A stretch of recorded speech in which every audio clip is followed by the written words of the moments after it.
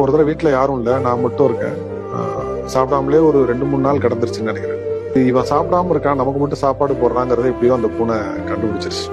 Night பார்த்தா ஒரு பெரிய ஒரு எலிய புடிச்சிட்டு வந்து என் எதிரில நின்றுச்சு. என்ன இருந்தாலும் அது எலி, அதுவும் ரத்தமாலாம் இருக்கு. கொஞ்சம் காலெல்லாம் தூக்கி இப்படி மேல வச்சுட்டேன். சரி அது சாப்பிடக்கிறோம், எப்பவுமே அதை துரத்தலாம் மாட்டேன். அது எதை பிடிச்சிட்டு வந்தாலும் சாப்பிட்ட பிறகு அந்த இடத்த கிளீன் பண்ணிடுவாங்க. ஆனா அது அந்த எலியை சாப்பிடவே இல்லை. எடுத்து என் கால் கிட்ட அப்படி தூக்கி தூக்கி வீசிக்கிட்டே இருந்துச்சு.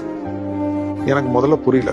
அப்புறம் இன்னொரு தடவை எடுத்து அப்படி ஒரு மாதிரி தூக்கி விசிறி அடிச்சுது. வந்து என் கால் மேல விழுந்தது. அப்புறம் ஒரு மாதிரி வித்தியாசமா கத்துச்சு. என்னுடைய புரிதல் கரெக்ட்னா அது என்ன சாப்பிட சொன்னுச்சு. அதாவது அது தன்னுடைய உணவை என்ன சாப்பிட சொன்னுச்சு. அதை சாப்பிடாம இருக்காத, ஏதாவது சாப்பிடு அப்படின்னு சொல்லி அது ரொம்ப அது வற்புறுத்துச்சுன்னே சொல்லலாம். மற்றவங்களுக்கு சொன்னா புரியுமான்னு கூட தெரியல. ரொம்ப ஒரு உருக்கமான சம்பவம் அது. அப்புறம் நான் அது கூட கிட்டத்தட்ட ஒரு 1/2 மணி நேரம் பேச வேண்டியதாயிடுச்சு. இல்ல எனக்கு பசிக்கல, இல்ல நான் சாப்பிட்டுறேன் அப்படி இப்படின்னு என்னென்னமோ சொல்லியுமே அது கேட்கல. அப்போ